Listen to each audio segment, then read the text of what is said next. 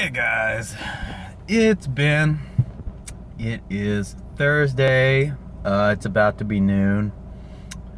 You know, going through this weird weather system here where it's nice and sunny right now, and it was dark, looked like the wrath of the heavens was about to unleash, and it just kind of led to about 2 seconds of drizzle and then more sunlight. Welcome to New Orleans. Anyway, for today's video, I actually wanted to just bring up a subject that I think was sore, probably is still sore for a lot of people, but you know, I feel like enough time has passed to where we can kind of laugh about it. And of course, what I'm talking about is not, of course, a tragedy. It's not a real life anything. It really shouldn't affect your worldview. But The Last Jedi. Yeah. I lost my train of thought just saying the name, The Last Jedi, because I just, you know, wow. Yeah, The Last Jedi, here's the thing about this whole scenario. I think most people, number one, I think people are really hard on Daisy Ridley. It doesn't seem fair to me. I thought Daisy Ridley did a great job with her acting. I honestly, like, her performances. Yeah, this is probably gonna piss some people off, but I don't really care. Her performances, I thought, were way above what like Mark Hamill did in the original trilogy. Mark Hamill, I liked Luke. I liked his whole persona, but you know, looking at it objectively, it was a combination of kind of one-dimensional emotions and scenery chewing here and there. I felt like Daisy Ridley did a better job of acting because of the fact, you know, she actually put emotion, like heartfelt emotion into it. She actually cried in a lot of scenes, you know, like she gave it her all. I thought that was good. I think the reason people are hard on Daisy Ridley is because they associate her with Disney's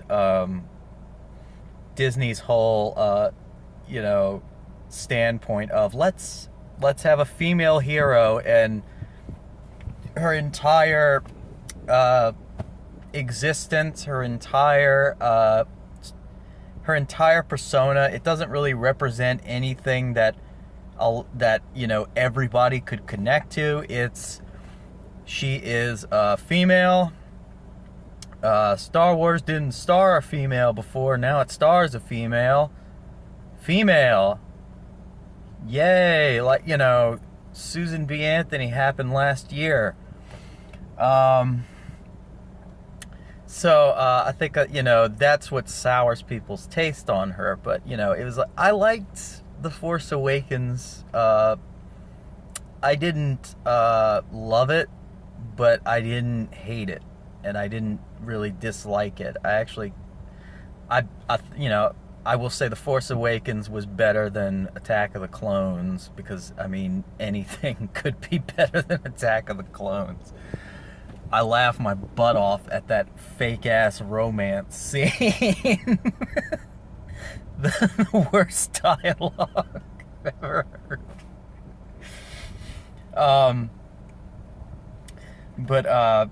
Yeah, Force Awakens was okay. You know, it was good. Like, I understand people's complaints about it mimics A New Hope, because it does.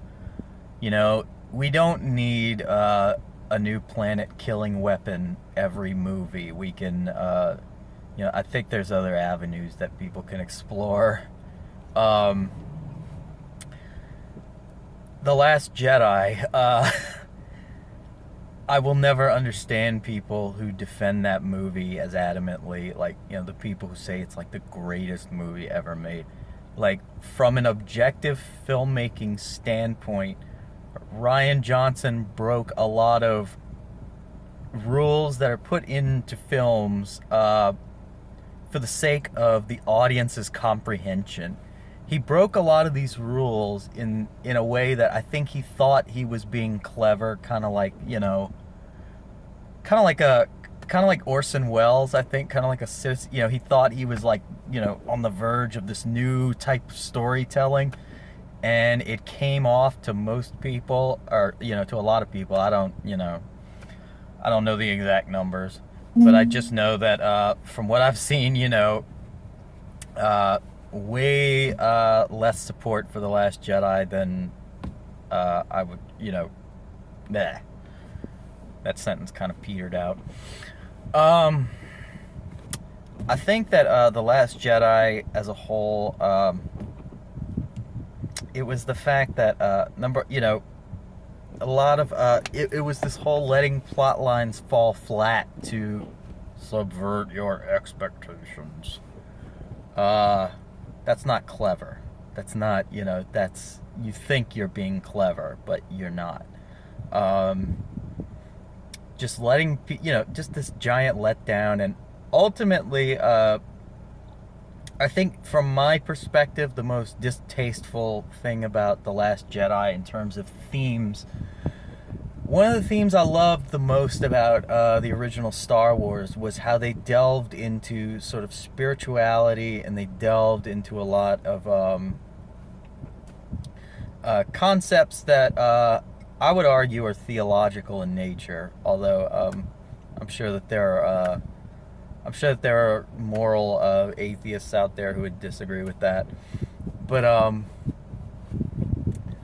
I think it was this huge departure. It was like, you know, you got the sense when you learned about the Force in the original trilogy, it was this grand thing that made all of life kind of make sense. And it's like, it's the ultimate source of faith. It's that no matter how bad it gets, just remember you're a part of something bigger that's going to, you know, everything's going to work out the way it's supposed to. So don't, you know, don't tear your hair out trying to change it, I guess.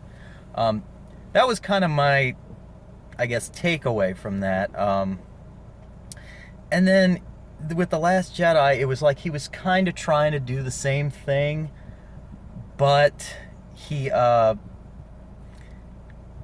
you know, he was trying to approach it from kind of this weird agnostic-y point of view, this kind of cynical nihilism point of view, where you got Luke, the Jedi fucked up and the Sith are just evil, so it's like, it's time to get beyond it, man. It's time for you to break away from the church, man. It's time for you to do your own thing, man. You know, and it's like, okay, you know, okay. So anyway, I think, you know, that and the fact that, you know, we had characters set up from the previous film that had yet to really be explored, and then they weren't explored because, you know, you weren't expecting that we would waste your time with this character. You weren't expecting that, were you? No, you know. So, sadly, and I'm sad to say that there are people out there who believe I look like Rian Johnson, and I definitely did more when I was a little heavier, but I'm doing my best to break away from that, because God help me, I don't want to be another Rian Johnson. I don't know if you could tell, but I'm into film. I love doing film. So when I see just movies like The Last Jedi, they're just like an insult to your intelligence, you know. But they're inadvertent insults to your intelligence because the guy making it thought he was brilliant. But anyway, that's the last of that. I know that this technically isn't really germane to anything now. I just kind of wanted to get it off my chest. Because I've heard a lot of different perspectives on it, and it feels like a lot of them aren't super fair. Some of them are just based on, you know, it's almost like shell shock, I guess. Well, not really. I'm sorry. I was probably I don't know, bad comparison. Thank you so much, guys, for sitting through my madness once again. Outlaw Nights is going to be coming to Indiegogo on September 24th, so get ready for that.